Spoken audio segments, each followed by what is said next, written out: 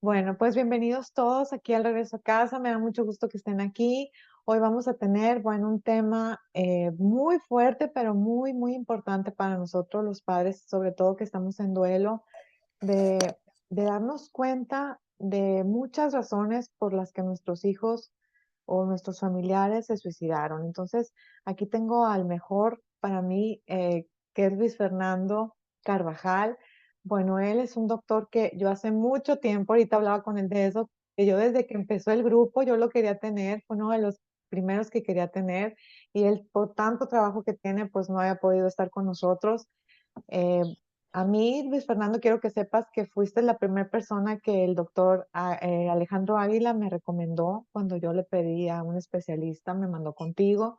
Claro que por estar en Hermosillo, que me quedas bastante lejos, pues tú me recomendaste a mi queridísima Nancy, que es mi tanatóloga de cabecera desde que empecé todo este proceso de duelo. Y te agradezco muchísimo de verdad que me hayas contactado con ella. Me hubiera encantado de verdad estar contigo, pero bueno, pues porque vivimos lejos, pues era imposible, ¿verdad? Por las consultas, pero ya estás aquí, gracias a Dios ya estás aquí. Yo sé que estás un poco delicado de salud y te agradezco muchísimo este tiempo que nos estás dando a nosotros. Voy a presentar un poquito para quien no conozca a Luis Fernando Carvajal. Aquí voy a leer su currículum. Y bueno, el doctor Luis Fernando Carvajal Dávila es psicólogo, tanatólogo y suicidólogo. Es jefe de servicio de psicología del Hospital General del Estado de Sonora, es pionero de la tanatología y suicidología en Sonora, es licenciado en psicología, es doctor honoris causa, es maestrante en educación y docencia, diplomado en tanatología, diplomado en bioética, diplomado en análisis existencial y logoterapia, diplomado en suicidología, miembro de la Red Mundial de Suicidólogos, certificado por la Red Mundial de Suicidólogos. Y bueno, muchísimas cosas más. Muchísimas gracias, Luis Fernando. De verdad, es un honor para mí tenerte con nosotros, con este tema que sin duda pues es fuerte, pero sé que tú lo vas a manejar maravillosamente y es el dolor, a ver, ya se me fue el nombre, el dolor Del discurso del suicida. discurso suicida. Bueno, Así pues te es. doy todos los micros para ti y bienvenido, Luis Fernando. Muchas Muchas gracias, gracias. Elsa, qué amable, y gracias por la invitación después de tanto tiempo de buscar coincidir y coincidir y coincidir. Hoy lo podemos hacer. Definitivamente yo siempre creo que los tiempos ocurren cuando tienen que ocurrir, ¿no? Y teníamos que incluso yo creo conocernos personalmente, ¿no? Tuvimos la oportunidad de estar juntos en el Congreso de Acambay en el Estado de México y creo que eso nos permitió entender cuál es la línea que vamos trabajando cada uno, ¿no? Pero al final de cuentas sumando esfuerzos. Te agradezco mucho la invitación a este grupo y bueno, darles las gracias a todos por estar con nosotros, la bienvenida también a todas las personas que nos acompañan desde donde estén. Muchas gracias por este tiempo y por escuchar a un servidor, ¿no? Eh, este tema que el día de hoy quiero platicar con ustedes es un tema que siempre a mí me llamó mucho la atención. Tengo algunos años trabajando en el tema de suicidio, de prevención, de intervención, de atender a pacientes que llegan a un hospital, como es el caso ahorita en lo que me toca en este momento, pero también en la consulta privada de atender casos de ideación, intención, actos, intentos de suicidio y duelo por suicidio. Entonces, creo que un punto importante para tocar este tema siempre es algo que siempre he comentado, que el tema del suicidio es un tema maltratado y maltratado, o sea, mal abordado y de maltrato, ¿no? Entonces yo siempre pido así como una premisa importante antes de arrancar, que todo lo que nosotros escuchemos, lo que nosotros procesemos, lo hagamos con el mayor de los respetos, ¿va? Porque para poder acercarnos a una persona que está sufriendo, ya sea por una situación como en este caso, que es un duelo por suicidio, tenemos que ser muy, pero muy respetuosos, siempre. Tenemos que ser sumamente respetuosos del dolor y del sufrimiento de las personas. exactamente. Luis, te silencié sin querer por silenciar a otra persona. Ahí, quítate nomás el micro. Ah, ok, Ahí listo. estás, ya, listo. Eh, Les decía que tenemos que ser muy respetuosos y reverentes del sufrimiento de las demás personas. Y cuando uno habla de ser respetuoso, cuando yo hablo de ser respetuoso en primera persona, es ser respetuoso de cómo me voy a acercar con una persona que está en una situación de este tipo. Y hay tres elementos que yo siempre creo que son sumamente importantes para hacer un buen encuadre. Es no juzgar, no criticar y no aconsejar. Son tres elementos desde donde nosotros tenemos que comenzar a abordar a una persona, eh, que constituyen las bases para poder lograr una empatía. No tengo ninguna necesidad el día de hoy de enjuiciar a ninguno de ustedes, ¿va? No necesito enjuiciar a nadie. No me interesa enjuiciar a nadie. No me interesa criticar si hicieron o no hicieron lo correcto, por qué motivo están aquí. No me interesa eso. Ni tampoco pretendo decir cómo tienen que vivir un proceso de duelo o cómo tienen que entender una situación de este tipo. No. Hagámoslo desde la parte humana en la que me interesa estar para la otra persona. No necesitamos el juicio, la crítica ni el consejo, sino más bien poder estar al frente de una persona que simple y sencillamente está sufriendo y que el trabajo de nosotros es acompañar a esas personas que están en este proceso. Va. Aclarado como este punto o esta situación, es importante que nosotros podamos comprender que para poder hablar del tema de tenemos, tenemos que ser como mucho más tranquilos, conscientes y humanos para poder acercarnos a esto que voy a platicar con ustedes el día de hoy. Eh, Quiero que sepa que lo hago con el mayor de los respetos y que lo hago con el mayor de los cuidados. Sépanse ustedes también que están cuidados en este momento por mí. Es decir, aquí en este es un espacio seguro en el que podemos compartir, en el que podemos escuchar, preguntar, dadas las bases que ya pusimos de no juicio, no crítico y no aconsejo. Estamos en un lugar seguro y están cuidados por mí también. Em, ¿Cómo Gracias, entender Luis, lo que también. sucede? No, por nada, es al contrario. Eh, ¿Cómo comprender lo que voy a platicar el día de hoy? Como decía Elsa, puede ser fuerte, pero es que necesitamos comenzar a hablar del tema de suicidio. Necesitamos comenzar a verbalizar lo que nos pasó, ¿va? Lo peor que nosotros podemos hacer es quedarnos callados. Y con esto me refiero a que cada uno de ustedes encontrará el tiempo y el momento en el cual podrá estar listo para hablar lo que tengan que hablar. A lo mejor algunos de ustedes están en un proceso terapéutico, están en este grupo o en otros grupos. No los estoy pidiendo ni los estoy forzando a que hablen algo. Les estoy diciendo que llegará el momento en el que lo puedan hablar. Y llegará el momento en el que lo puedan decir. Y llegará el momento en el que lo puedan verbalizar. A lo mejor no es el momento de algunos ahorita. A lo mejor todavía no están lo suficientemente listos. Pero llegará el momento, ustedes sabrán, ustedes van a darse cuenta en qué momento van a poder hablarlo. Pero a lo que yo voy enfocado en este momento es a la importancia de poder verbalizar, a poder poner nombre, a poder decir las cosas como son en ese sentido. Y bueno, a partir de ahí ir resolviendo algunas dudas que pudiera haber. Voy a compartir pantalla para, no sé si me puedas dar la autorización para compartir eso.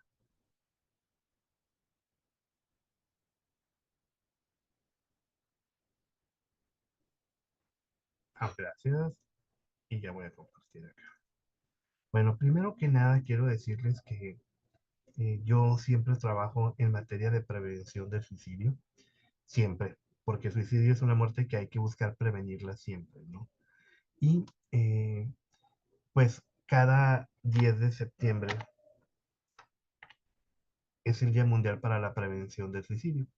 Yo los invito a que cada 10 de septiembre nos podamos unir todos para hacer una campaña de donde estemos de prevención del suicidio. y bueno, entender que es una muerte que se puede prevenir en ese sentido en la gran mayoría de los casos. Me gusta empezar con esta diapositiva que ustedes están viendo, donde hay dos manos que están tratando de acercarse la una a la otra en un ambiente que a veces es un poquito complicado, ¿no? Es decir, en el agua están, ¿no? Y, y son dos manos que están intentando acercarse para poder ayudarse, como muchos de nosotros en algún momento lo hemos necesitado o posiblemente lo hemos requerido. Hay una frase que mi maestro siempre decía, que teníamos que tener mucho cuidado cuando trabajábamos con una persona que estaba presentando una ideación suicida, que presentaba una idea contundente de muerte y era esta frase con la que hay que tener cuidado: quíteme el miedo a la muerte para poder suicidar. Partiendo del hecho de que una persona que termina con su vida no está buscando necesariamente terminar con su vida, sino que está viendo a la muerte como la última alternativa que quite el sufrimiento y el dolor que tiene. Va, así lo está bien. Y por eso es que ve a la muerte como aquella posibilidad que lo va a librar del dolor y del sufrimiento que está viviendo, como la única posibilidad para eso. Y aquí es donde nosotros tenemos que ser muy claros, muy conscientes de que las personas están sufriendo, ¿va? Están sufriendo y lo que están sufriendo les es muy difícil poderlo decir. No lo pueden comentar tan fácilmente. De tal manera que a veces se quedan, digámoslo, en el tintero ese tema porque les cuesta mucho trabajo hablarlo y decir. ¿Cuál es el tema? No lo sé. Porque en la infinidad de la experiencia que yo tengo de los pacientes con los que he trabajado, me lo han dicho cualquier cantidad de temas. Cualquier cantidad de temas que tienen que ver con cualquier experiencia de la vida. Y les cuesta mucho trabajo poder expresar eso que están viviendo por el temor a ser enjuiciados, criticados, por el miedo a enfrentar el rechazo de su familia, de sus padres, de las personas con las que ellos están conviviendo. Pareciera como muy complicado decir, pero ¿por qué tendrían que vivir esto? Claro, porque cuando uno ha vivido un proceso sumamente difícil en su vida, a veces es tan difícil de narrar, es tan difícil poderle poner nombre, palabras, porque cuando yo le pongo palabras, entonces me tengo que dar cuenta, tengo que escucharme y escuchar una experiencia que nosotros vivimos es dura, es difícil, es lastimosa y a veces ni nosotros podemos saber qué hacer con aquello que estamos viviendo. Y entonces, ¿cómo yo te pido ayuda de una situación que ni yo mismo sé cómo la puedo enfrentar? Es más, ni siquiera enfrentar, no la puedo ni verbalizar, ¿va? Por eso yo les decía que tenemos que ser muy respetuosos del dolor y del sufrimiento de las demás personas, porque es como muy fácil hablar y juzgar el dolor de los demás cuando ni siquiera tenemos conciencia de todo aquello que la persona está viviendo. Hay a mí me molesta mucho a veces cuando escucho, y lo digo honestamente, cuando oigo los juicios de las personas que dicen, un suicida es un loco, es un cobarde o es una persona muy valiente. Y yo siempre les digo, dejen de hacer ese tipo de juicios. No caben y no los podemos hacer. Una persona que está viviendo una situación de este tipo, tenemos que comprender que está sufriendo. Lo que define a una persona con una idea de terminar con su vida es el sufrimiento. Está sufriendo.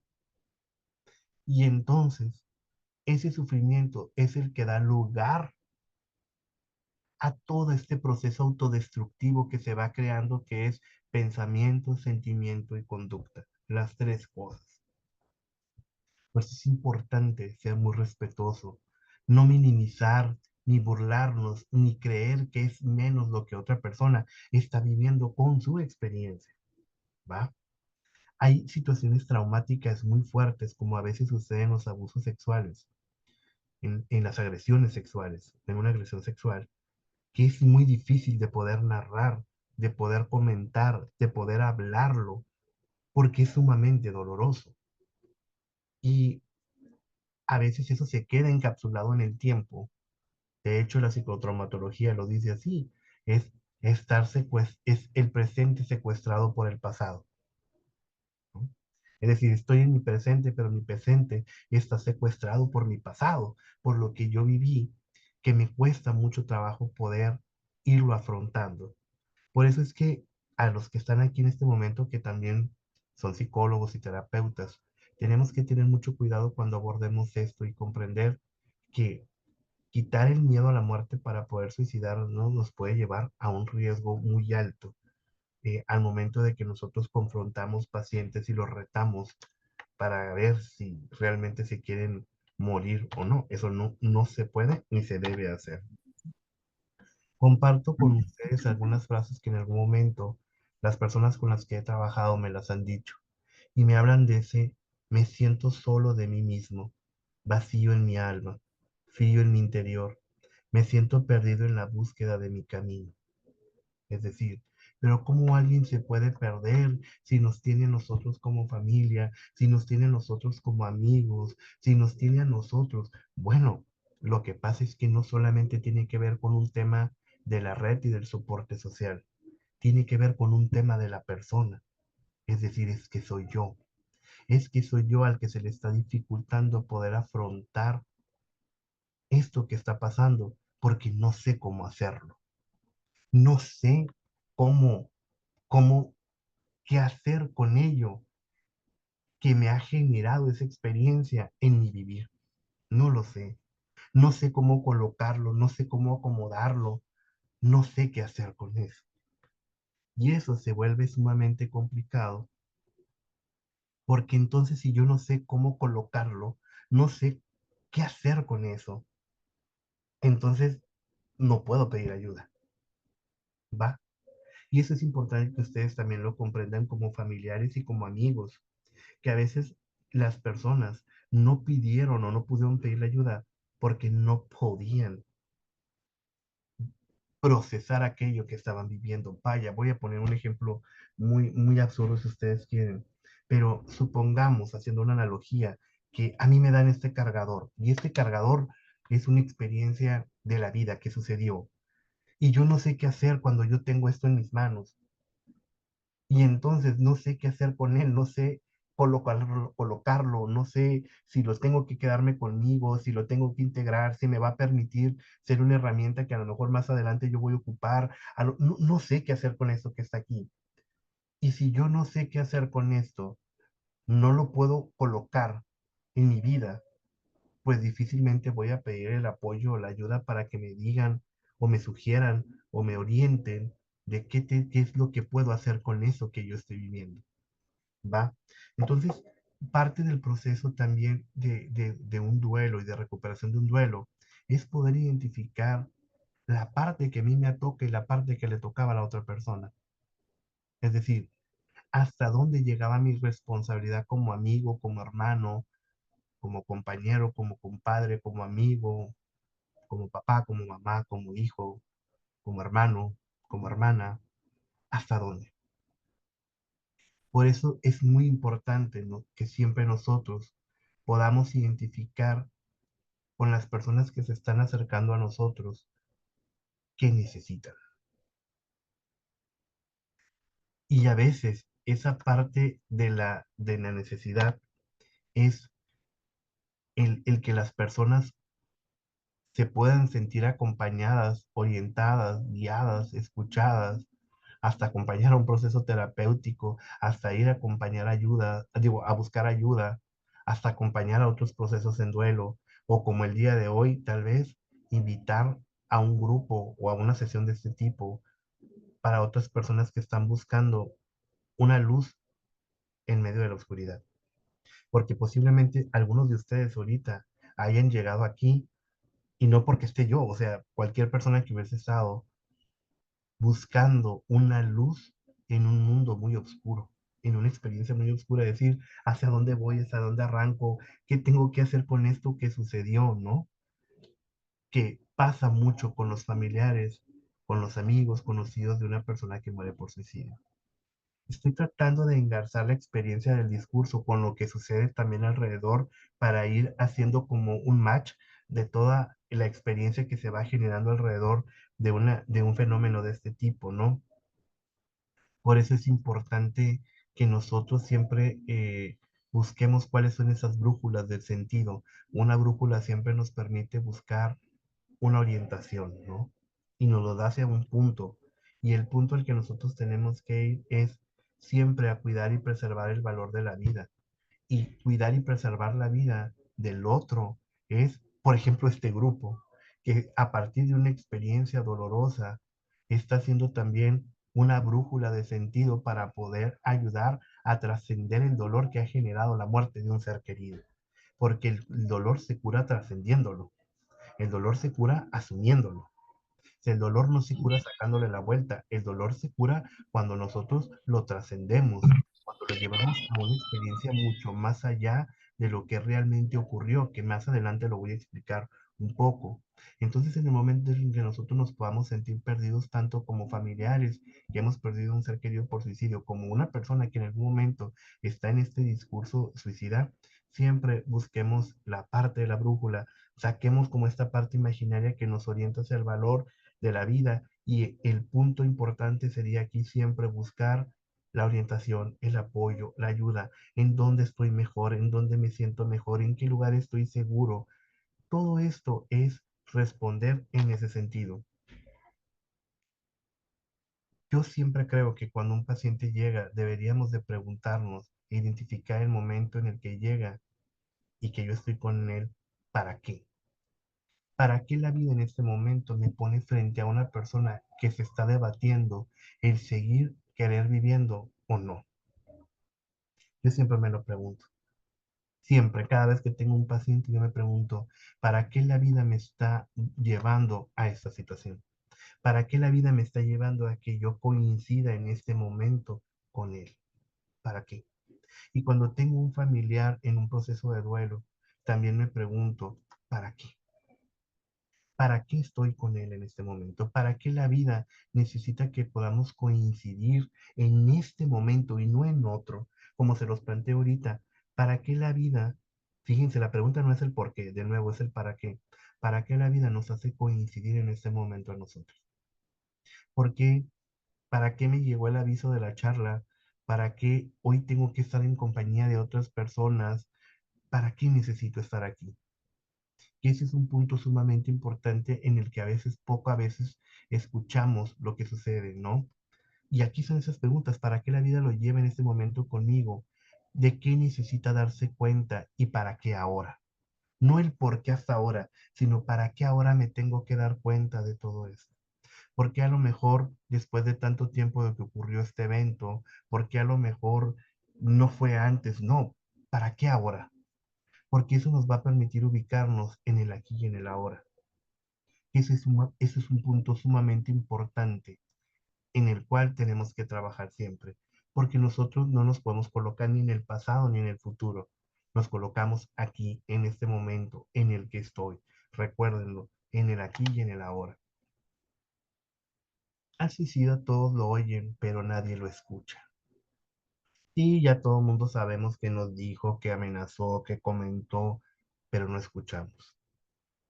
Y ese es un punto sumamente importante que muchos de mis pacientes me han referido, es que nadie me escucha. Nadie está entendiendo lo que yo estoy diciendo. Y pareciera que lo obvio, pues no es lo más obvio. Tenemos que escuchar a las personas y escuchar es darme cuenta que me está tratando de decir. Porque ellos traen historias, necesitan que escuchen la historia que nunca ha podido contar, pero también la historia que nadie ha querido escuchar. Pero ¿cómo, Luis Fernando, pasa eso? Es que si estamos entrando en un tema de este tipo, también tenemos que comenzar a asumir la parte que nos toca. Cuando nosotros sabemos que han pasado historias en nuestra familia de la que nadie queremos hablar y de que muchas de las personas han sido testigos y hemos hecho hasta la conspiración del silencio, donde todos sabemos lo que pasó, pero nos callamos. Me pueden decir, explorando, qué duro lo que estás diciendo, sí es duro, pero es parte también de resolver un proceso de duelo.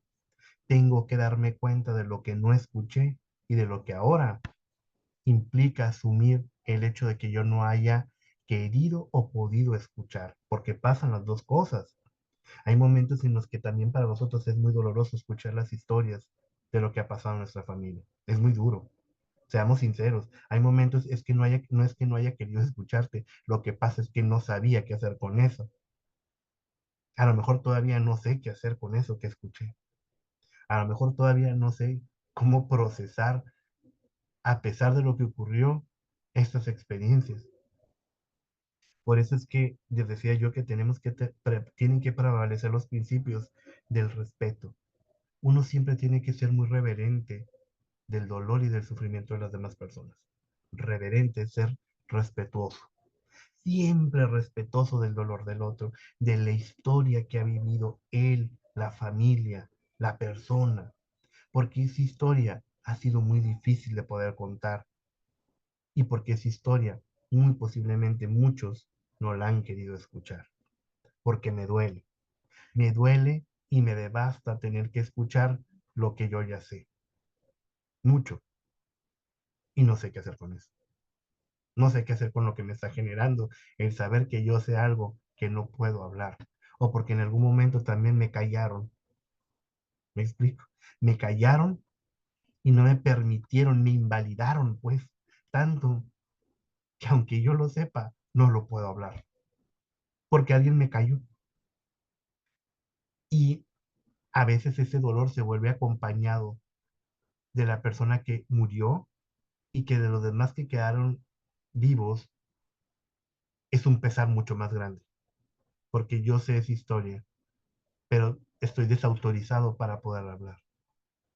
Por eso es importante esta parte en la forma en la que nosotros acogemos a un paciente, así como nosotros tenemos que tener esto y cuidado en el cómo acogemos a un familiar, a un ser querido, porque hay un momento que hasta cuando nos abrazan nos duele, cuando un abrazo debería de ser la parte que nos conforte, que nos reconforta, pero es un momento en el que es tanto el dolor que nos duele sentir al otro, porque es mucho el pesar que podemos tener. Físicamente nos duele. A pesar de que el abrazo genera la segregación de oxitocina y que nos hace sentir mejor, a veces duele. Y duele, ¿eh? Y se vale decir que nos duele. Y que todavía no estamos listos para este tipo de contacto. Porque hay momentos en los que no hay la posibilidad de contacto físico, porque nos duele.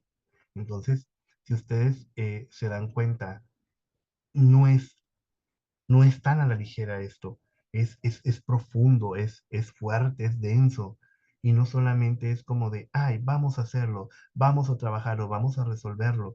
Estamos hablando del dolor más fuerte que puede haber, ¿eh? Los dolores más grandes que puede enfrentar un ser humano, no hay otro más, es el dolor de la muerte y el dolor de la desesperanza. Porque para el ser humano la muerte y la desesperanza son una tragedia, es una tragedia. Por eso cuando nos sentimos ante la muerte de un ser querido en un proceso, perdón, cuando estamos en un duelo ante la muerte de un ser querido o cuando nos sentimos desesperanzados, nos sentimos como nos sentimos. Y creo que todos y cada uno de ustedes en algún momento, quienes hemos vivido un proceso de duelo, quienes hemos perdido a un ser querido, hemos sabido lo que implica el dolor de la muerte y la desesperanza. Es trágico. Por eso nos sentimos tan mal con esa expresión, como lo dicen algunas de las personas y de los pacientes, ¿no? Y Por eso es importante siempre, desde la parte, como yo siempre lo digo, desde la terapia, de la psicoterapia, pero también desde la experiencia misma humana, siempre trabajar en el vacío infértil. Perdón, aquí hay un error, porque el trabajo tiene que ser, el trabajo va de un vacío infértil al fértil, perdón, no al infértil, no tenemos que trabajar al vacío fértil. Y algunas personas me preguntan cuál es ese vacío fértil. Pues ese sentimiento que nos deja la muerte de un ser querido, ese sentimiento que nos deja la desesperanza. Y para quienes están en este momento en un proceso de pensamiento y ideación suicida, también hay un momento en el que hay que trabajar en un vacío fértil, un vacío que nos lleve a la esperanza. Y esto en algún momento lo aprendí yo en mis clases de logoterapia y ahora se los comparto, que son las famosas ecuaciones de sentido. La desesperanza siempre nos lleva a un sufrimiento sin sentido, es decir, sufrir porque es lo que me tocó. Si yo me quedo en esa parte, verdaderamente mi vida se convertirá en una tragedia, verdaderamente.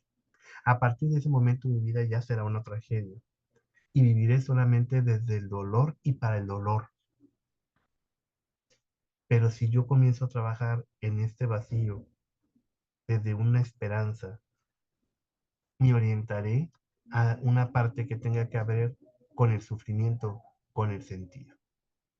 Entonces, no estaré solamente desde mi dolor, sino a pesar de mi dolor. Es decir, a pesar de mi dolor y a pesar de lo que estoy viviendo y de lo que está sucediendo, aquí estoy. ¿Cómo? Como he podido. Como muchos de ustedes en algún momento lo han hecho y lo han expresado. No sé cómo estoy, pero estoy. No sé, no me preguntes cómo le he hecho, no me preguntes cómo, no, porque ni tal vez ni yo mismo lo sé, pero solo sé que aquí estoy. Y cada vez que ustedes se levantan, a pesar de no saber cómo se levantaron, a pesar de no saber cómo están de pie en este momento y a pesar de muchas situaciones, es la forma en la que ustedes están respondiendo con un sí a la vida. Que me digan disparando, pero mira cómo estoy, mira cómo me siento, mira, estoy hecho pedazos, mira cómo ando hecho guiñapos, mira cómo estoy, sí, y a pesar de eso,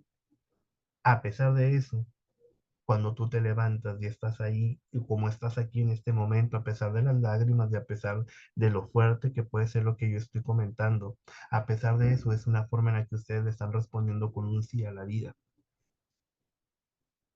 Y es una forma en la que le siguen diciendo a la vida, aquí estoy.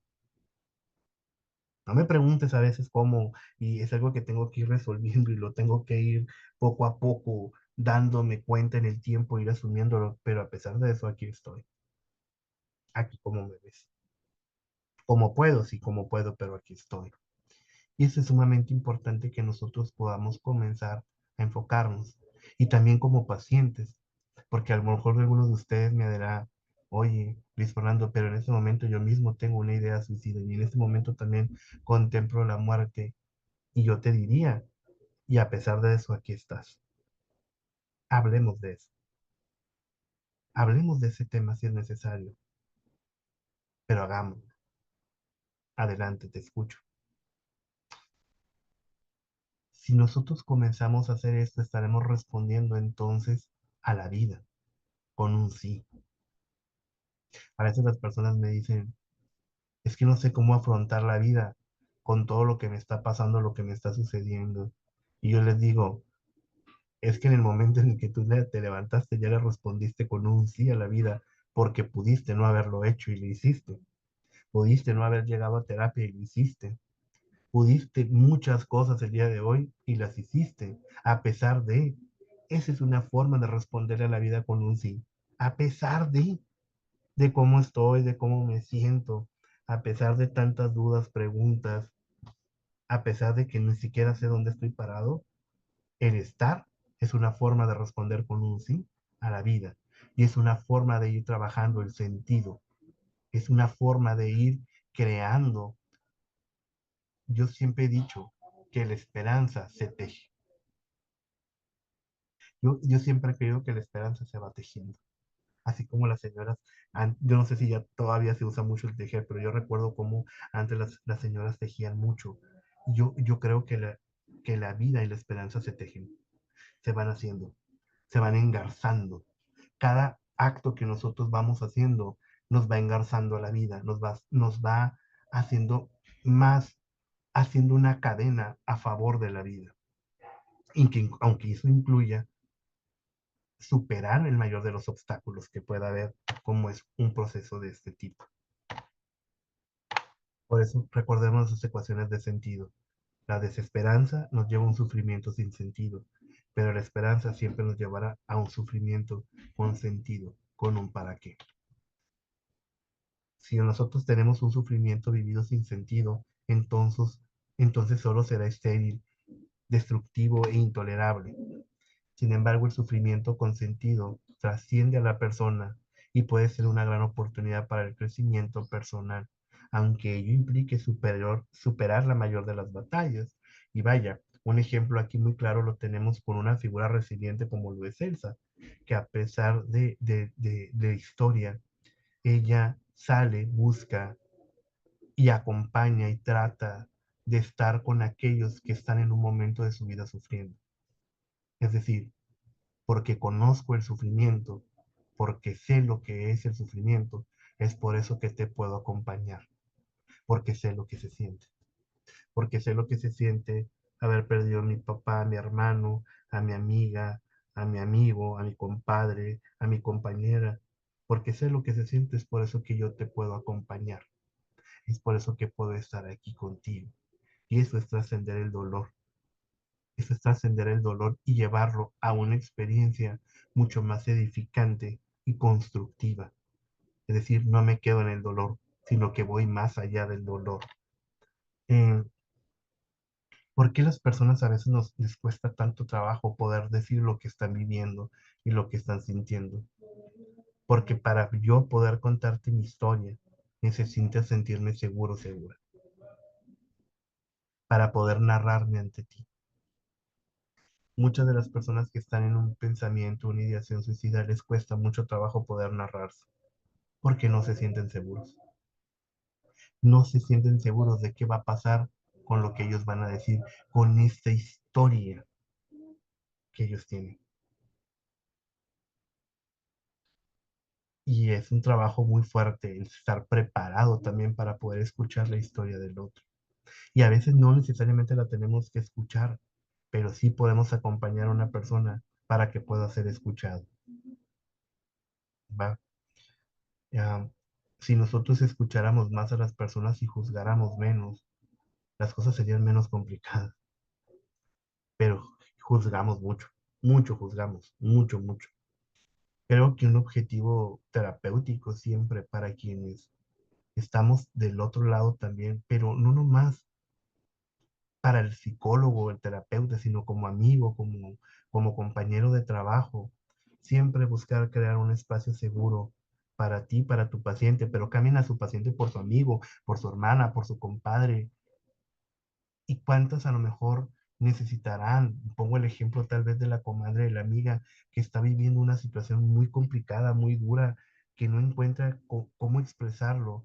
El poder decirle, quiero decirte que es seguro el que tú me cuentes esto.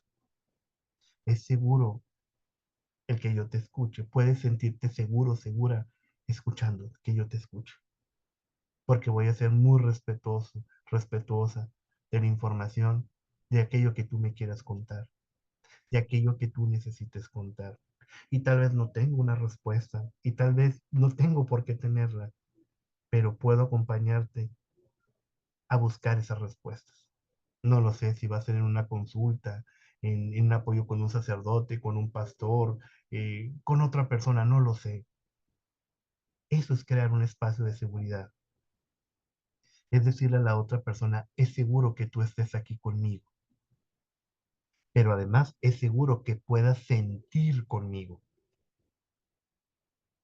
Y eso es un alivio enorme para alguien. Decir, gracias por permitirme, yo que trabajo a veces con muchos, trabajo con muchos hombres, en donde la cultura nos ha enseñado a callarnos, nos ha enseñado al hombre a callarse, a no decir, a no expresar, no debemos expresar, no debemos decir por las falsas masculinidades, por tantas cuestiones, porque de niños nos dijeron que no, que el día que, que es tan difícil para un hombre a veces expresar lo que está sintiendo, es tan anormal para nosotros a veces decirlo.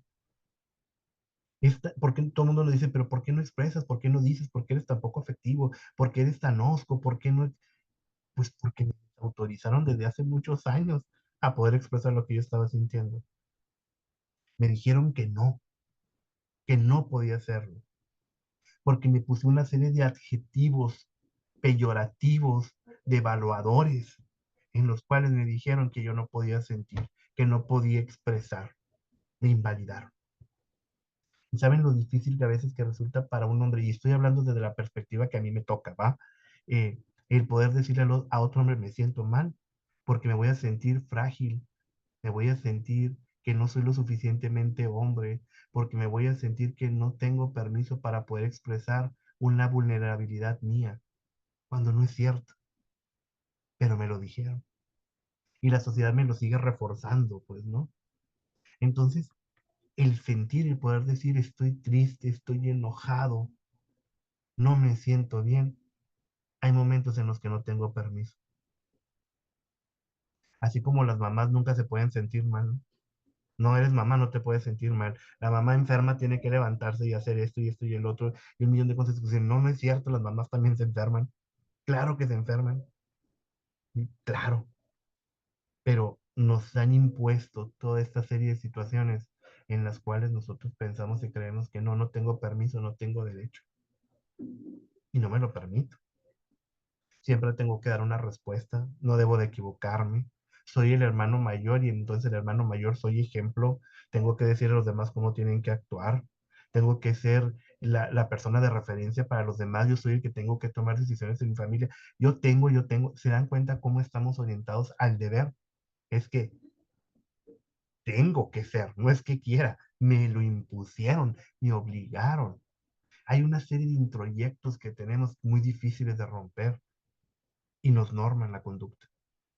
Y el día que nosotros nos enfrentamos a eso, pensamos que no somos lo suficientemente buenos o que no tenemos permiso para poder expresar eso. Ahora entendemos por qué las personas nos callamos. Porque a veces no es ni que no se lo quiera platicar. Lo que pasa es que me desautorizaron a sentir. No, tú no sientes y no siento. ¿Va?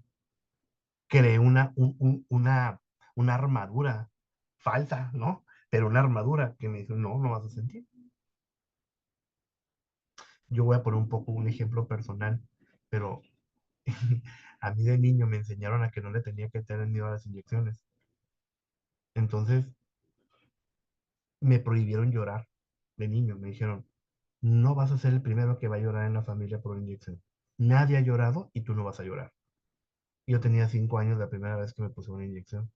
Entonces yo iba con la firme convicción de, pase lo que pase, me duela lo que me duela, una lágrima no puede salir de mí. ¿Se dan cuenta de esto? Me desautorizaron. Lo más normal es que un niño llore, ¿no? Y un niño cuando llora requiere el consuelo y el apoyo del adulto que esté cerca para brindarle ese soporte, ¿va? Entonces, ¿qué pasa?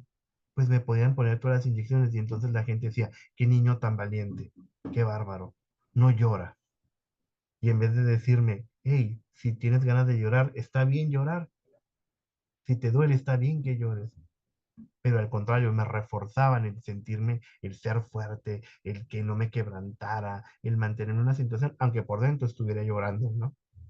¿Sí me explico? Cómo nosotros a veces damos este tipo de instrucciones a las personas a una edad muy corta y los llevamos a que no sientan. Entonces, ¿cómo quieres que yo te diga algo si me desautorizaste para poderlo hacer? ¿Cómo me dices confía en mí cuando haces todo para que yo no confíe en ti? ¿Cómo me pides que exprese lo que me han desautorizado a expresar? Eso también forma parte de un dolor de un discurso que no solamente le pasa a una persona que está con un pensamiento o una ideación suicida, nos pasa a todos. Pero cuando vamos haciendo la sumatoria de partes, pues nos damos cuenta que es muy difícil el poderlo expresar. El señor Carl Rogers, un grande del humanismo, de la psicoterapia humanista, decía algo. Y yo siempre he dicho que esto debería estar pegado en todos lados para hacernos reflexionar. Y dice, cuando percibo tu aceptación total, entonces y solo entonces puedo mostrarte mi yo más suave, mi yo más delicado, mi yo más amoroso. Y sobre todo, solo entonces puedo mostrarte mi yo más vulnerable. ¿Sí? Cuando me queda claro que tú no me vas a lastimar, cuando me queda claro que tú no me vas a criticar, cuando me queda claro que tú no me vas a cuestionar ni me vas a aconsejar, cuando yo me siento seguro contigo y cuando es seguro para mí sentir contigo, entonces te puedo sacar mi yo más vulnerable, lo que yo soy. Entonces, sí. Pero se dan cuenta de lo que dice, cuando percibo tu aceptación total, entonces y solo entonces puedo mostrarte quién soy. Hablamos mucho de que aceptamos a las personas, pero en realidad en la práctica a veces decimos otra cosa con nuestras actitudes, ¿no? Pongámonos a pensar si en este momento nos revelaran algo muy íntimo, muy privado de uno de nuestros seres queridos, si realmente estaríamos dispuestos a aceptarlo totalmente como es. Hagamos este ejercicio como una forma de reflexión. Siente ante un paciente suicida, ante una persona suicida. A ustedes van a la palabra paciente, pero ustedes cambian la amigo, conocido, familiar, ¿no? Siempre, pero siempre reverente, respetuoso y solidario. Siempre debemos de ser solidarios ante el dolor de los demás. Siempre respetuosos, pero sobre todo respetuoso ante todas las cosas. Respeto al otro, respeto al dolor y al sufrimiento del otro. Siempre. Alguna vez un paciente me dijo, quisiera que tomar la decisión de terminar con mi vida fuera menos difícil. Y yo les decía, es que si ya te estás cuestionando y debatiendo esto, creo que hay demasiados elementos que te dicen más por un sí que por un no, pero la decisión del no es mucho más tentadora porque nos da un alivio inmediato a lo que estamos viviendo. Por eso a veces se dice que el suicidio es el asesinato de mi yo cometido por mi propio yo. Cuando yo ya no puedo encontrar una alternativa para poder resolver lo que estoy sintiendo, pues es una forma de terminar conmigo mismo, ¿no? Eh, el paciente huye, se va, mm, no, no puede, tiene miedo, porque cree que no puede. Cree que no puede con aquello que está viviendo y sucediendo. Pero recordemos algo importante que yo siempre pongo como ejemplo. La vida, a veces la hablamos como de una forma en general, pero el momento de nacer es un momento en la vida. Es un momento. No demoramos mucho en hacerlo. O sea, uno sale a la luz del vientre materno y ya, nació. Y el otro elemento tiene que ver con la muerte. Y la muerte es un momento también, ¿eh? Cuidado, ocurre en un momento. Entonces, entre el momento de nacer y el momento de morir, todo lo que transcurre se llama vida. Nosotros hemos vivido más de lo que pensamos. De hecho, gran parte de nuestra historia ha transcurrido durante la vida. A veces las personas tienen un desencuentro con la historia. Tenemos que comenzar a buscar el reencuentro con la persona, el reencontrarse. Incluso muchos de ustedes que están aquí en este momento, como parte de un proceso de duelo, estarán en el proceso de reencontrarse, de redescubrirse. ¿Va? Porque la experiencia de lo que sucedió posiblemente los haya alejado en algún momento de ustedes mismos. Y ahora en el reencuentro en el que estarán trabajando, les permitirá darse cuenta de aquello que han tenido que dejar, de aquello a la que darán la bienvenida y a todo lo que comenzarán a incorporar a partir de ahora en este proceso de recuperación del duelo, como los pacientes también lo hacen en algún momento cuando están en situaciones de experiencias fuertes y traumáticas de la vida, que también tienen que fomentar ese reencuentro con la propia vida. Claro, que tenemos que fomentar el reencuentro y no el desencuentro. Lo que hayamos hecho, pasado, sufrido, incluso desde la historia y de la experiencia que ustedes traen, quedó en el pasado y se encuentra a salvo para la eternidad. La ventaja del pasado es que nadie lo puede modificar y nadie lo puede alterar. Está resguardado en el tiempo ya. Nosotros no lo podemos mover. Lo que nosotros podemos comenzar a ubicarnos es en el aquí y en el ahora, que es lo que yo tengo ahorita. Por eso es importante trabajar en el aquí y en el ahora con mi dolor, con lo que en este momento estoy sintiendo, tanto como persona que ha vivido que la muerte de un ser querido, como alguien que está contemplando la idea de poder morir, en el aquí y en el ahora, con mi dolor. Es que me duele mucho en el aquí y en el ahora, con tu dolor. Porque recordemos que no somos lo que nos ha pasado, somos lo que somos a pesar de nuestro pasado. Es decir, a mí mi pasado no me define. Mi pasado forma parte de una experiencia que yo tuve, pero eso a mí no me define como ser humano.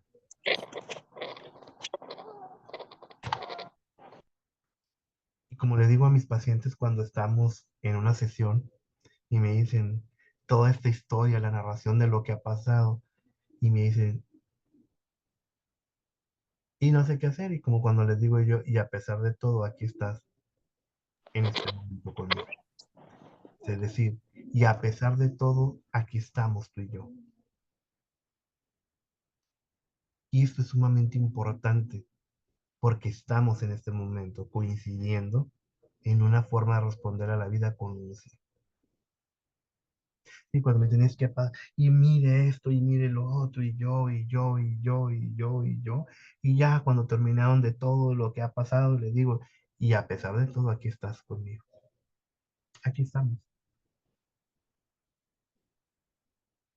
Seguiremos.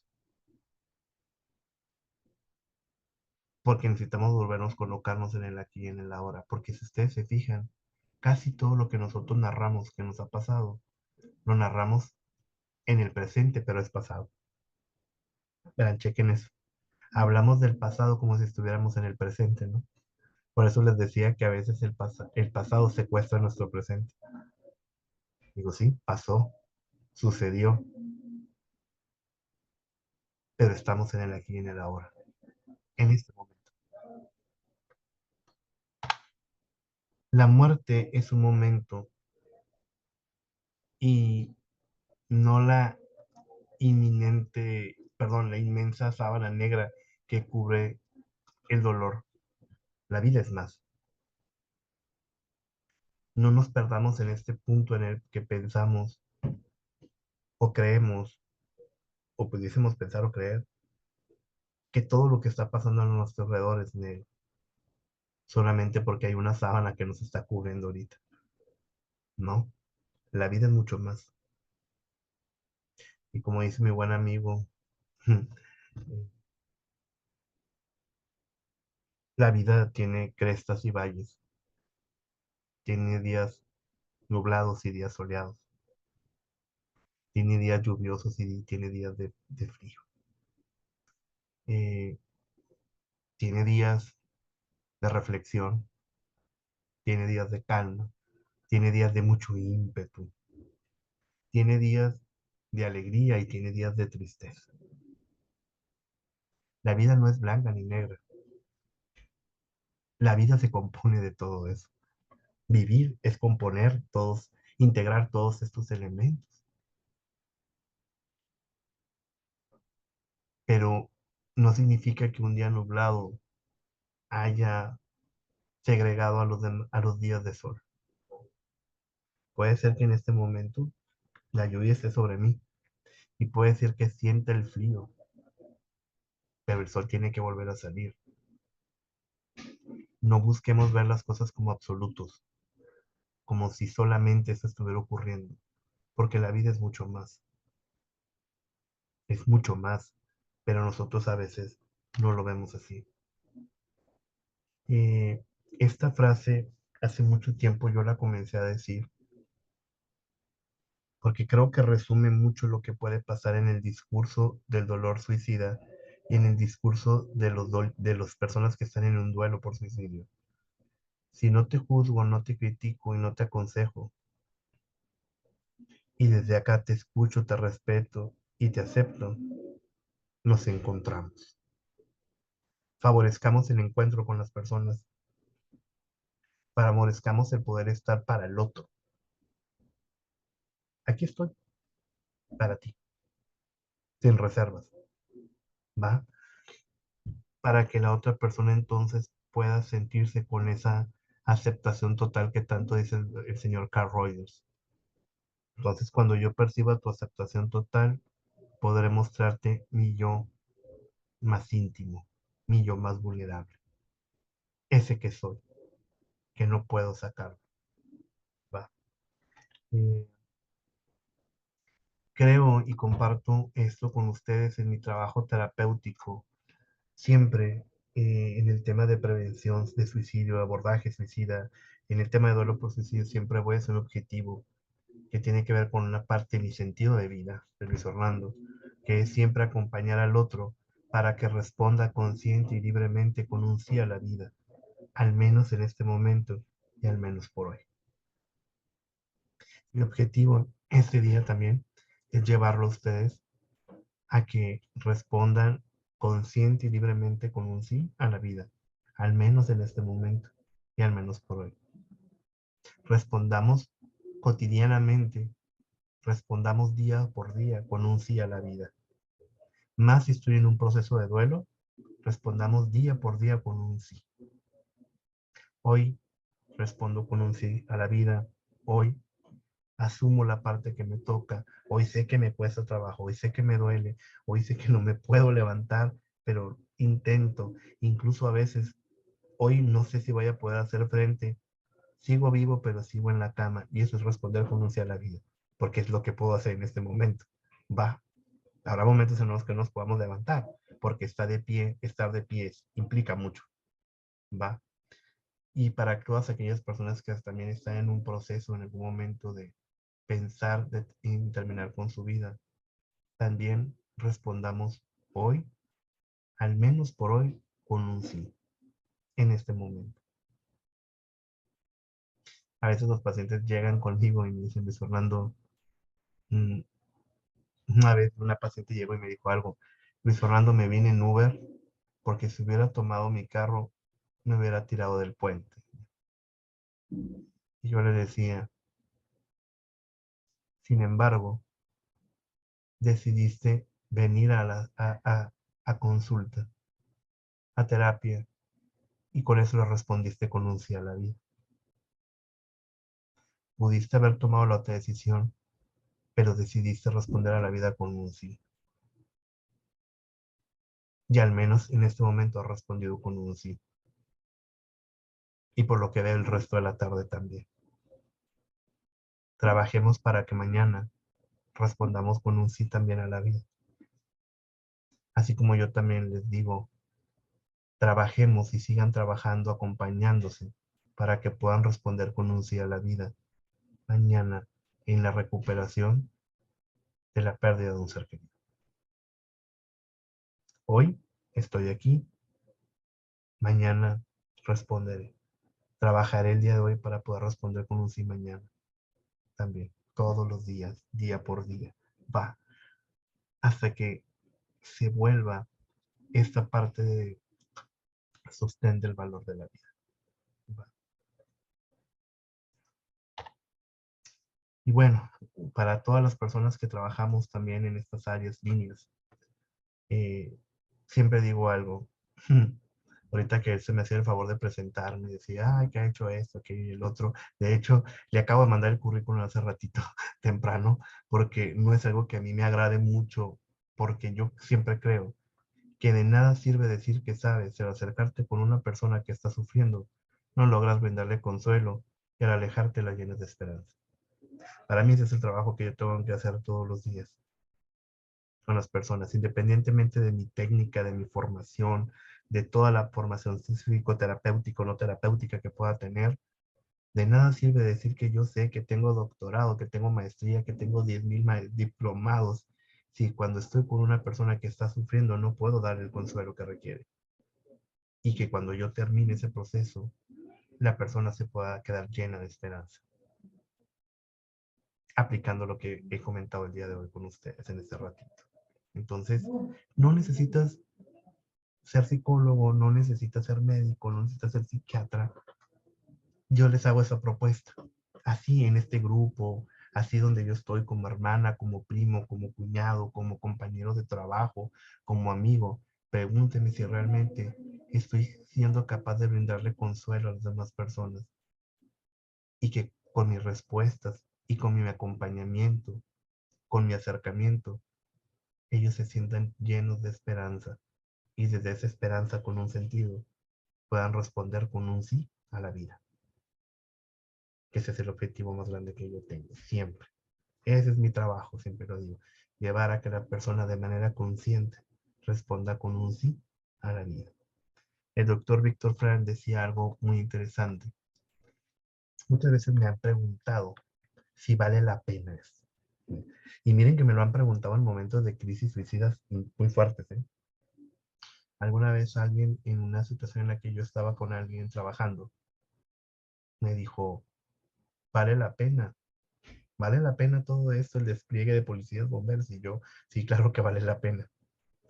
El doctor Víctor Frank decía algo, inundar retroactivamente la vida con sentido está disponible hasta la exhalación final. Justo antes del momento de morir, la vida se puede llenar de sentido. Por eso es que yo sí creo en este trabajo. Por eso yo creo que vale la pena. No sé si en el último momento esto vaya a ocurrir, pero yo le tengo que apostar a que hasta el último momento la persona puede inundar retroactivamente la vida con sentido. ¿Va? Y por eso siempre digo que vale la pena.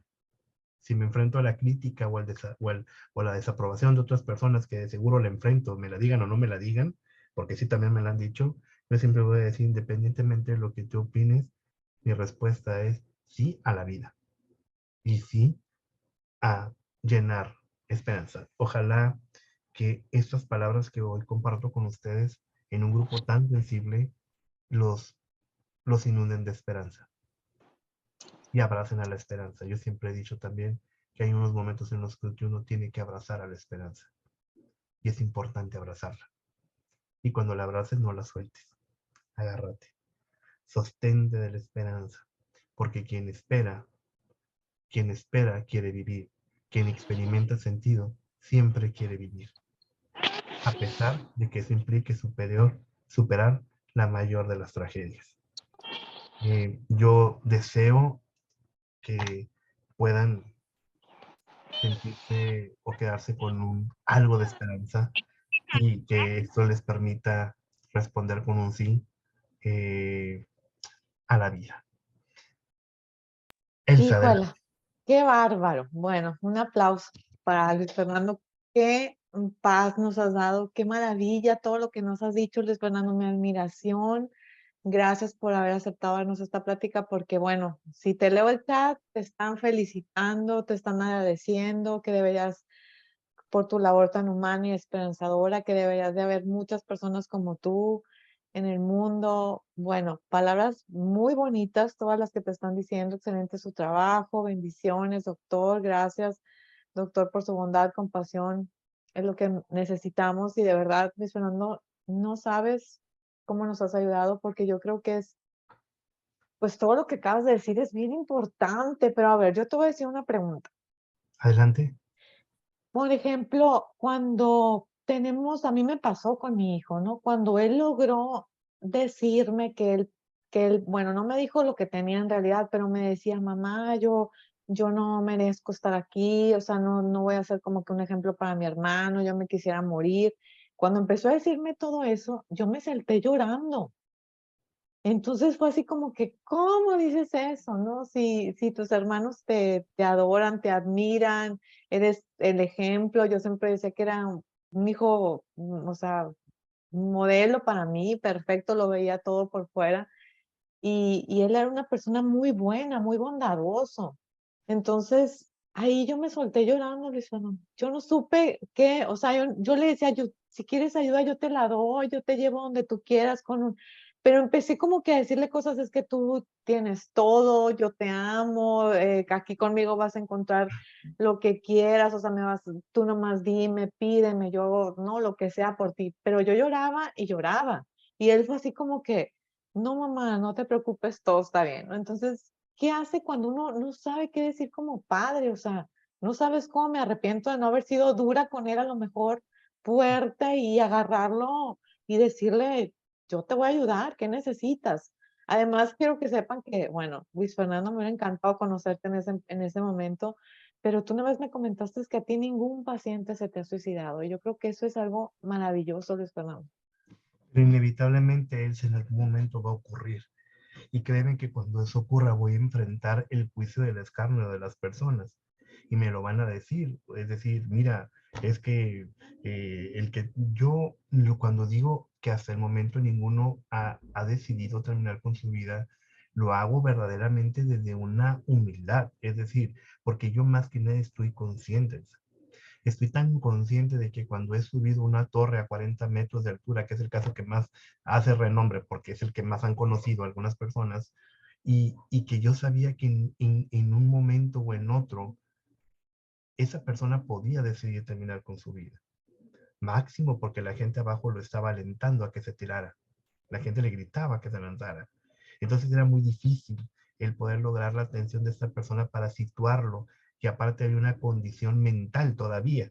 O sea, es decir, tenía todos los no a mi favor para que ocurriera un no de respuesta ante la vida.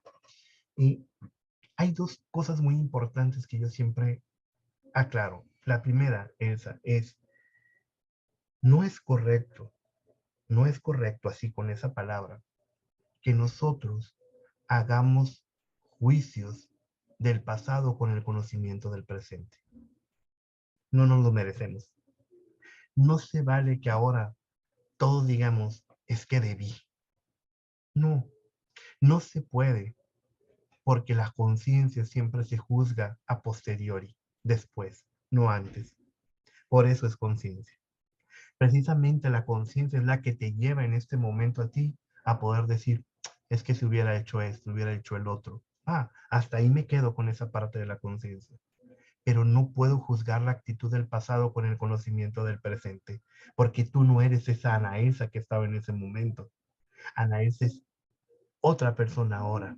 Es una persona que se ha ido integrando a partir de la experiencia y yo no puedo hablar como la Anaelsa que soy ahora con la Anaelsa que estuvo en ese momento. El ser humano es un ser que se va construyendo en el tiempo y nos vamos construyendo con nuestra experiencia. Y hay que evitar este pimponeo, el de estar dándome yo solo, golpeándome, porque ahora soy consciente de muchas situaciones. Y la pregunta a la que yo tengo que orientarme es ahora que soy consciente de todo esto, ¿qué es lo que sí puedo hacer? Ahora con este darme cuenta de las cosas, que de alguna manera lo haces, Anais, con este grupo. Ahora que tú eres consciente, eres la vocera, eres la voz, eres esta parte, eres como ese Pepe Grillo. A lo mejor chiquito, si tú quieres, o a lo mejor muy grande, no lo sé, pero eres ese Pepe Grillo que comienza a hablar a la conciencia de las otras personas y le dice, toc, toc, toc, toc, toc, pa. Y es que ahora, desde conocer el dolor de la muerte de un hijo, es que ahora tú puedes acompañar. Y eso es un proceso para trascender tu dolor. Eres lo que eres, no por lo que sucedió. Eres lo que eres a pesar de lo que sucedió. Entonces, el punto ahorita no es situarnos en el qué palabras debe haber dicho. No. porque como mamá, nadie, pero ni como hija, ni como hermano, ni como hijo, estamos listos y preparados para una situación de este tipo. Nadie, nadie estamos listos para eso. Entonces, has hecho y hiciste y enfrentaste las cosas como podías en ese momento. Hasta ahí te dio, hasta ahí podías, no podías Claro. hacer. Pero, por ejemplo, Luis Fernando, a los papás que están ahorita en esa situación, ¿cómo, como padres, qué podemos hacer para ayudarlos? Pues porque a veces de verdad es muy duro ver que tu hijo, no sé, empieza a llorar, que se siente mal, triste, piensas que es la adolescencia, piensas que son problemas que van a pasar, como dices tú, ¿y cómo saber, pues, cuando es realmente algo? Claro, porque aquí, ante la duda, siempre hay que buscar ayuda. Y tenemos que buscar ayuda y no tengo que esperar a que una situación se complique. Va, si alguien me está diciendo, sabes que no me siento mal y no me siento bien, perdón, me siento mal, y entonces tengo que buscar la ayuda. Más cuando estamos hablando de niños y adolescentes. Porque yo como adulto soy responsable de cualquier niño y cualquier adolescente que requiera ayuda, no nomás de mi sobrino o de mis hijos. Si yo veo que un adolescente está en una situación de riesgo o un niño, yo como adulto soy responsable también de la salud de él y de la integridad de esa persona.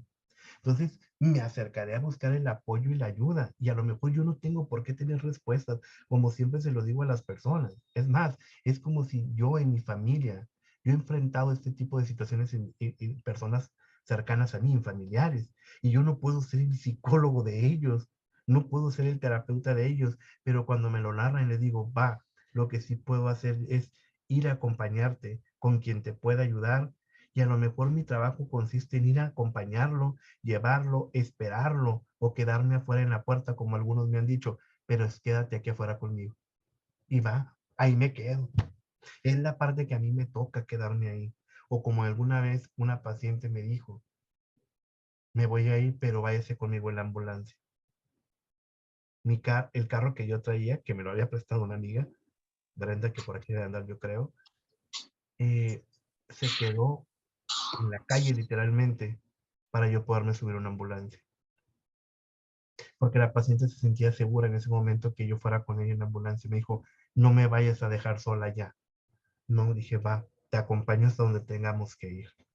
Y ahí voy arriba de la ambulancia, ¿no? Que los bomberos se tuvieron que llevar el carro, fíjate.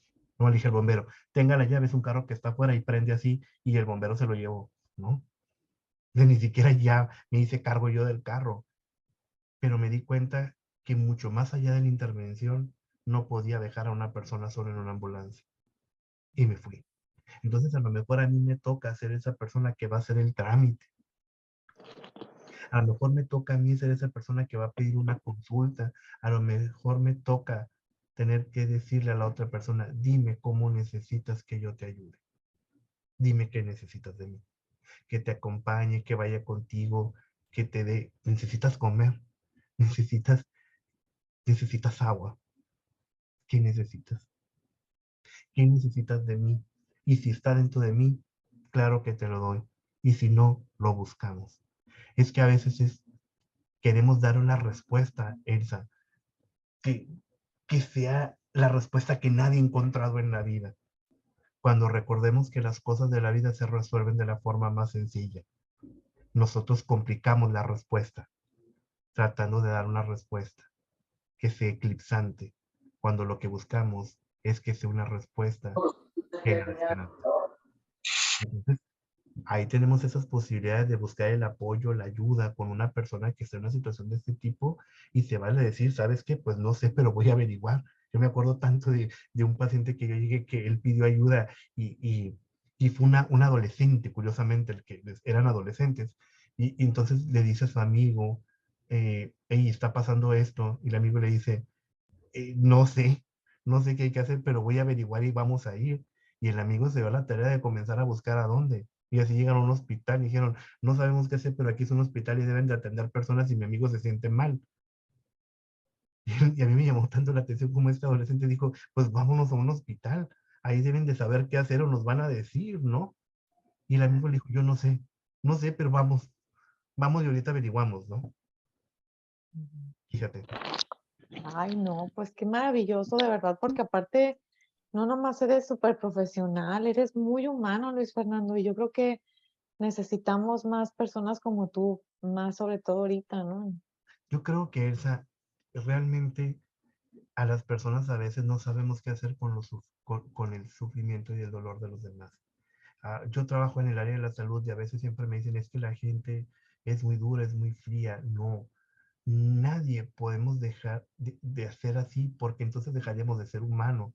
Lo que hacemos es que poco trabajamos, poco sabemos qué hacer con el dolor de las personas y a veces nos tenemos que crear una concha para no sentir, pero sí estamos sintiendo, ¿no? Por eso de la gente se queda con cara de frustración y de enojo a veces. Sí hay. Lo que pasa es que no sabemos qué hacer con ese dolor del otro. Y es como cuando le damos un Kleenex al otro para que se calle, ¿no? Es lo que yo digo. Por eso no me gustan los Kleenex, ¿no? Tal vez así que ahorita tengo los Kleenex los vacíos. Porque de repente te veo llorar a ti. Me siento, me siento impotente, no saber qué hacer cuando Ana Elsa llora, que mejor le doy un Kleenex para que se caiga y ya, porque cuando ya deja de llorar yo me siento más tranquilo.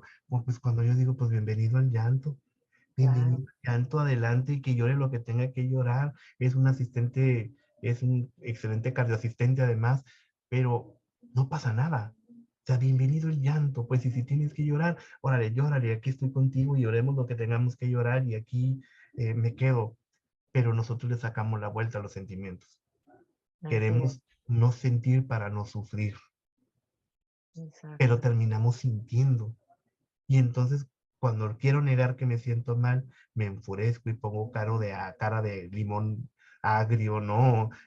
Cara de estoy molesto con la vida, porque en realidad estoy sintiendo, pero no quiero sentir porque me aflige ver a las demás personas y no sé qué hacer con ellas ni conmigo, y entonces, pues, caigo en algo que la gente le llama deshumanización. Por Así eso es. siempre creo que donde más deshumanización hay más parte humana, pero que no saben qué hacer con lo que están sintiendo, ¿no? Claro. Ay, no, pues sí. Pues un tema de verdad que muy importante porque a veces como padres siempre dices la culpa, ¿no? Existe la culpa, yo creo que en todos los duelos de un hijo, pero más en el suicidio. Y ahí acabas de decir muchas cosas que lo principal yo creo que es que ellos sufren y hay que ver por qué sufren y esa desesperanza que yo siempre digo que el sentido de vida es fundamental para que no se suiciden. Y también qué voy a hacer con mi culpa, ¿eh? Porque ya Exacto, hablamos del sufrimiento y de la culpa del otro y me refiero a qué vamos a hacer con nuestra culpa ahora. Y la claro. culpa se cura con responsabilidades. Es Ujú, decir, a ver, si yo me siento culpable de algo es porque estoy siendo consciente de algo. Entonces, tengo que darme cuenta, incluso hacerme responsable de no haber tenido las respuestas que yo hubiese querido tener.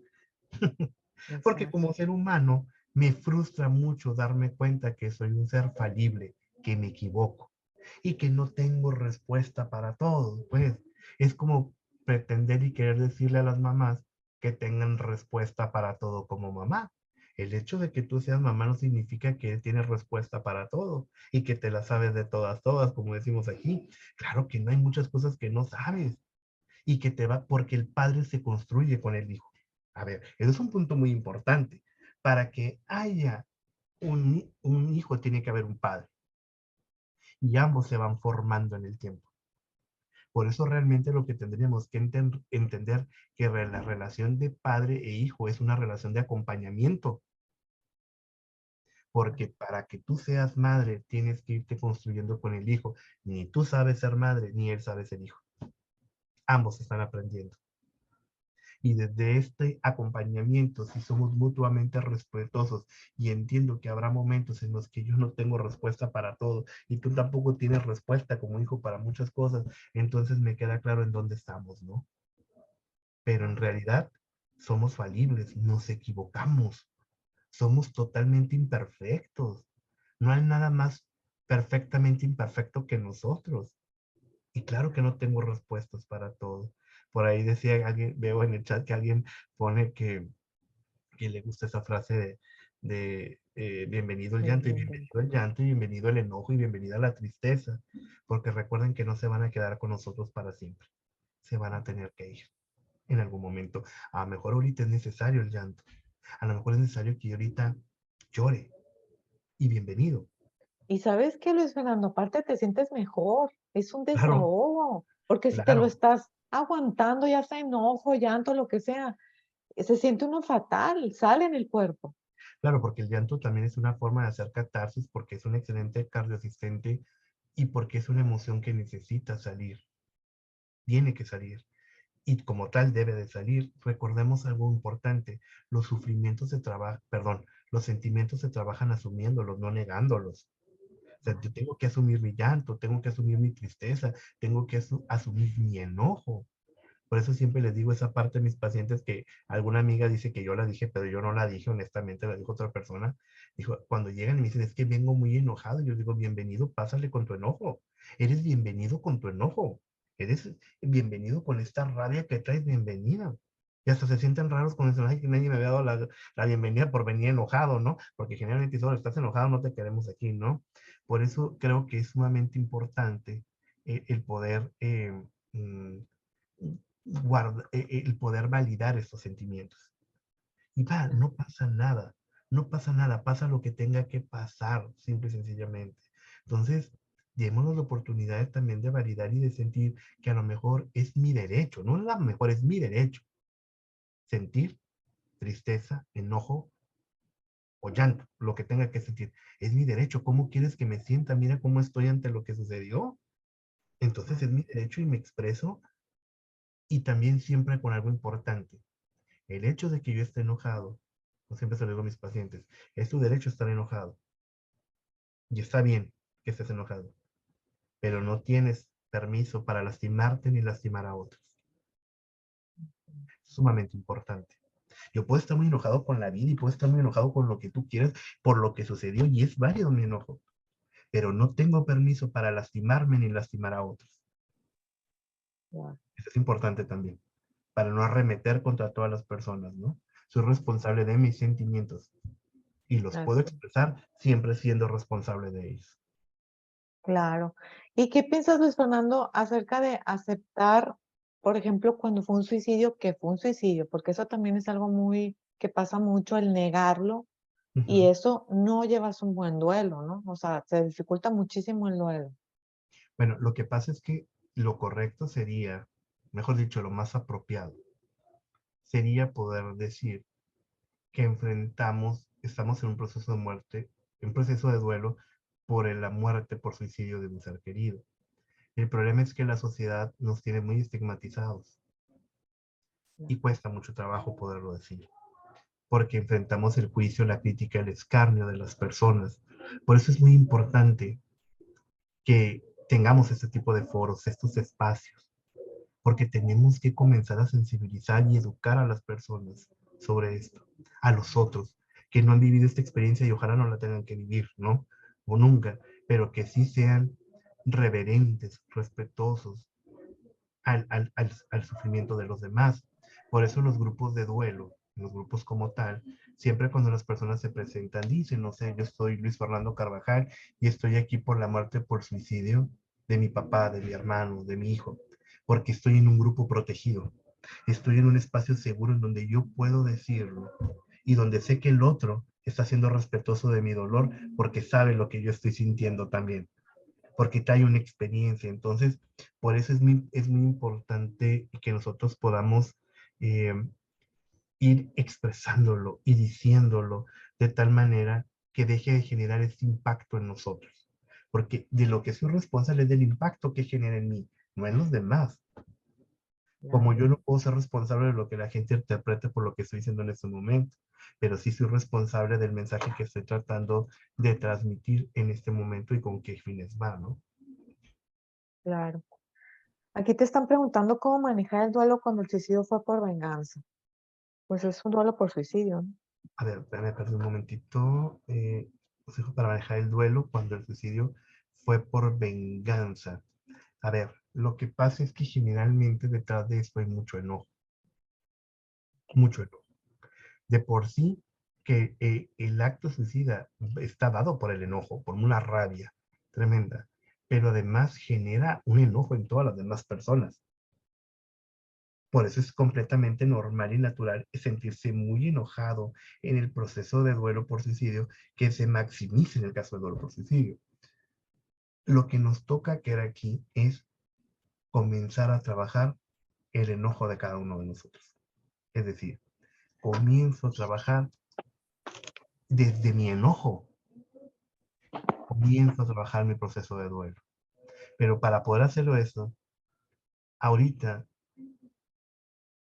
tengo que darme cuenta de mi enojo, comenzar a asumirlo y darme cuenta cómo lo voy a expresar, a trabajar y asumir sin la necesidad de tener que lastimar a otros y lastimarme yo.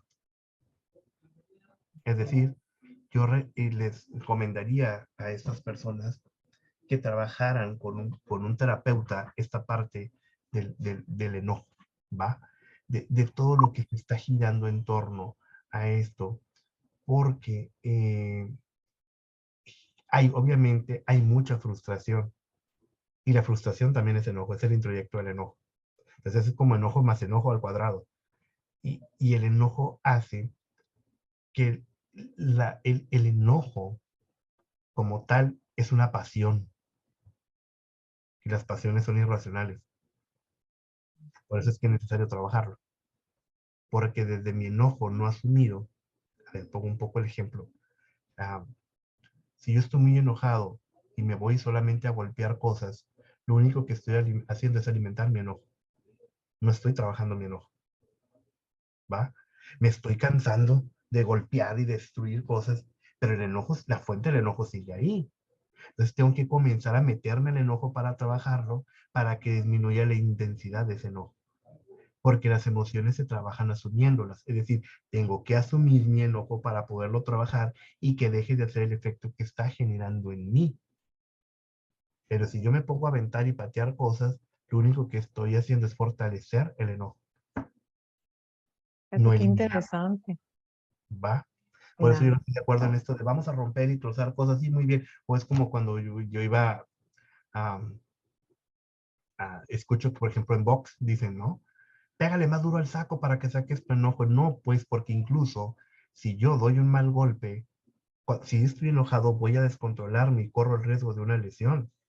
Entonces, cuando yo le pego más fuerte al saco de box, que yo trabajo mucho en la parte del duelo con los hombres también, que me dicen, es que me fui al gimnasio, me fui a darle al costal de box, me fui al karate, y me dicen, es que pateé con todas mis ganas, y yo, pues estás en riesgo de una lesión, porque el enojo va a ser el descontrol. Y lo único que estoy haciendo es cansarme. No estoy trabajando mi enojo. No estoy trabajando el origen y la fuente de mi enojo. Entonces dicen que ya me cansé de golpear, patear y tirar y me sigo sintiendo igual el siguiente día. Parece que que me puse más robusto en el enojo. Pues sí, claro, porque el enojo no se fue, no se trabajó, lo alimenté todavía más. ¿Va? Ok. O sea, es todo lo contrario para si quieres trabajar el enojo. Sí, tienes que asumirlo. Darte cuenta de que incluso, como les digo a mis pacientes, ponle forma, color, nombre, olor, textura. A ver, experimenta ese enojo, cómo lo estás sintiendo, ¿va? ¿Cuántas veces incluso el enojo, fíjate que a veces está atorado acá y mucha gente con unos dolorazos de garganta y porque no lo puedo decir, lo tengo atorado y la gente no puede y a veces la gente se agarra aquí. O cuántas veces vemos que alguien está con las manos empuñadas, ¿no? Mm, No. también. Hay una pregunta que están haciendo que es sumamente importante. Dicen que si la depresión y desesperanza y el dolor se hereda, eh, del suicida hacia otro miembro. No. La depresión tiene una tendencia a la heredabilidad y se ha descubierto en los estudios, pero el suicidio como tal no se puede heredar. No hay ningún estudio científico de ninguna índole que sustente que el suicidio se pueda heredar. No puede, porque es un comportamiento meramente psicológico. Y el comportamiento psicológico tiene una forma de estructurarse. Por lo tanto, podemos aprender estilos de afrontamiento derrotistas, podemos aprender muchos forma en la que nosotros nos relacionamos con eventos y respuestas que damos a respuestas a eventos estresantes, pero el suicidio como tal no se puede heredar, ni la desesperanza, ¿va? Ay, qué importante eso que nos acabas de decir, porque sí, a veces muchas veces piensa la gente así. ¿no? Bueno, Luis Fernando, ya se nos fuimos de tiempo, ya llevamos 1 hora y media. No Ajá. sé si ya quieras finalizar. Bueno, pues yo, a ver, hay una última pregunta aquí muy interesante, perdón. Mm. Dice, es que fue la última que votó. Y cuando el enojo es con una persona que te echó la culpa por la muerte de su hija, ¿qué puedo hacer? A ver, fíjense, aquí es muy importante. Vean la palabra clave, me echó. Eso Ujú. se llama proyección. Es decir, lo que no puedo ver en mí, te lo estoy aventando en ti. Yo no me quiero hacer responsable de la parte que me involucra de la muerte de esa persona. Y entonces yo se lo aviento a Ana Elsa y le digo, por tu culpa. Es decir, ¿y dónde queda la parte que a ti te toca de asumir lo corresponsable que eres de eso, ¿no? Entonces, el punto no es el que el otro te echó la culpa, es qué tanto estás aceptando tú la responsabilidad de lo que el otro te está aventando, de lo que no se quiere hacer responsable. Ay, qué Es decir, importante. cada quien es responsable de su dolor y de sufrimiento. Y yo soy responsable de cómo afronto el duelo por la muerte de cualquier persona, se haya muerto como se haya muerto. Si mi sobrino, a ver, por ejemplo, yo estoy en estos caminos porque mi sobrino Pablo murió de cáncer cuando tenía 5 años. Por eso yo entré a este mundo de la tanatología. Pero yo no puedo responsabilizar a los médicos de su muerte. Entonces yo puedo decir, es que el doctor falló, es que experimentó con él en un afán de no querer darme cuenta de la parte que me está generando el dolor de la muerte de ese ser querido para mí. Entonces tenemos que ser responsables y darme cuenta de la parte que a mí me toca. Es decir, Claro. yo no puedo aventarle al otro las responsabilidades que a mí me son. Y la otra pregunta es, ¿para qué necesito comparar al otro la responsabilidad de lo que me está aventando? ¿Para qué necesito yo comprarte a ti el enojo de la muerte de tu ser querido? ¿Para qué? ¿Para qué la necesito? Yo me hago responsable de lo que a mí me toca, pero tú haces responsable de lo que a ti te toca, ¿no? Por eso en psicología, entre los psicólogos, tenemos una frase muy famosa que es como darnos carrilla, que decimos, recupera tus proyecciones. Eso es tuyo, no es mío. No. Digo, no se lo digan así a la gente directamente, ¿no? Pero es como una forma de analogía que se los estoy poniendo, es decir, recupera tus proyecciones, son tuyas, no mías, ¿no? Tú te haces Claro, responsable de lo tuyo, ya me hago responsable de lo mío. así es lo más sano. Claro, Y Luis Fernando, ¿y qué piensas, por ejemplo, cuando hay un duelo así, por ejemplo, por suicidio, y hay un shock tan grande que no viven un duelo alguno de los padres? ¿Algún día va a salir ese duelo o sí se puede choquear así de que duelo que no se trabaja, duelo que no se resuelve, ¿eh? sale, verdad? Duelo que no se trabaja, duelo que no se resuelve y va a salir de otra manera. Okay. De hecho, fíjate qué pasa, generalmente yo lo corroboré con la experiencia, ahora sí que empírica, pero la doctora Elizabeth Kubler-Ross, que trabajó mucho con la muerte en los niños, solamente es para poner esto como una idea. La doctora Elizabeth Kubler-Ross decía que en lo que ella le había tocado trabajar con la muerte en los niños, decía que el 80% de los papás se llegan a divorciar entre los primeros 2 años después de la muerte de que ocurrió la muerte de un hijo. Yo en la experiencia me tocó ver lo que eso era cierto. O sea, dices tú, bueno, pues, ¿qué pasó? Nunca afrontamos el duelo y terminamos en un divorcio. ¿Va? Entonces tiene una expresión que de repente nunca nos damos cuenta que tenía que ver con un duelo que no se trabajó, ¿no? Entonces, pues no sabemos en dónde va a derivar un duelo, pero duelo que no se trabaja, duelo que no se resuelve y duelo que se queda ahí, atorado y estancado. Entonces después nos preguntamos por qué nos sentimos como nos sentimos y por qué estamos como estamos. Pero tenemos que tener muy claro es, todo, toda pérdida genera un duelo, dependiendo del vínculo afectivo que tenemos con esa persona, ¿no? Si yo no trabajo ese duelo va a quedar ahí, por el Ok, tiempo que se tenga que quedar, ¿va? Hasta perfecto. que se resuelva. Bueno, Luis Fernando, aquí te tengo una mala noticia porque hay mucha gente que está preguntando tus datos, quieren consulta. Yo sé que Ah, tienes muchísima gente, muchísimo trabajo. No sé si quieres tú compartir o yo me lo pasas a mí, yo se los comparto más tarde. bueno, perdón, ya me salió la tos después de mucho tiempo, ¿no? Disculpa. Miren, Claro que sí, con mucho gusto le puedes compartir ahí mis Tus datos. datos, Te lo perfecto, agradecería si me puedes ayudar claro. para compartírselos. Y pues con todo gusto ahí estoy a la orden y a disposición en los que pueda apoyarte. Y bueno, esperamos que no sea la última vez que esté contigo. Ay, no, ojalá que no, Luis Fernando, te quiero aquí siempre. Porque pasaron muchos meses para poder coincidir, ¿no? Sí, años, años Ah, pasaron. sí, realmente, qué pena. Lo sé, lo sé. Pero no, mira, aquí hay gente de todo el mundo. Sí, ¿haces consultas por Zoom también? Sí, sí, también. Ah, Sí, a perfecto. distancia. Claro que sí. Ah, bueno, muy Claro bien. que sí. Entonces yo les voy a pasar el contacto donde te pueden localizar, tu teléfono y todo. Muchísimas gracias de verdad, Luis Fernando, por estar aquí. No sé si quieras cerrar con algo. Sí, darte las gracias por el espacio, gracias por tocar estos temas, gracias por tu compromiso, gracias por tu forma de trascender tu dolor, gracias por la forma en la que estás acompañando a tantas personas que están enfrentando este proceso de duelo y que también gracias a ti no están solas. Desde la distancia donde estés, es gracias por esa muestra de sentido de vida que tú estás enseñándonos también a nosotros, ¿no? Porque tú también me enseñas con esto que haces y yo también quiero aprender de ti en este proceso de acompañamiento. Gracias por la forma en la que lo haces.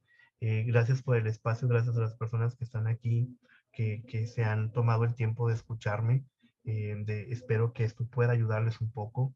Y bueno, también desde acá, desde el Hospital General del Estado de Sonora, acá en Hermosillo, en Sonora, sepan que también hay un servicio de psicología que puede apoyarlos, ayudarlos en un proceso de duelo, que estamos al pendiente también de nuestros pacientes y que próximamente también tendremos un grupo de duelo para todas aquellas personas que difícilmente pueden tener acceso a un servicio de tanatología, de psicología. Tendremos un grupo de duelo para poder eh, dar este servicio a la comunidad que lo necesita en donde estamos. Entonces, pues ahí después estaré compartiendo la información para que nos ayudes a difundirla y, Sí, sí, sí. y trabajando en comunidad para siempre fortalecerlo a todas las personas.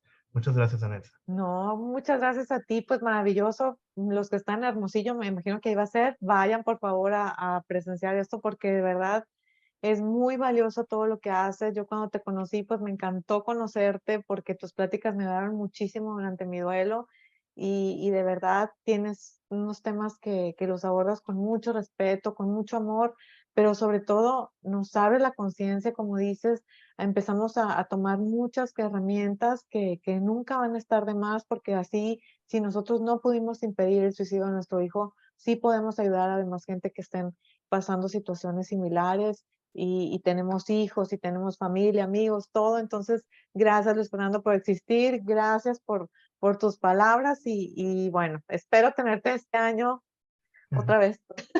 Claro que sí, con todo gusto estaremos coincidiendo si así la vida y Dios lo permite. Así es. Bueno, pues muchas gracias a Un todos por abrazote. acompañarnos. Un abrazo. Gracias. Bye. Gracias.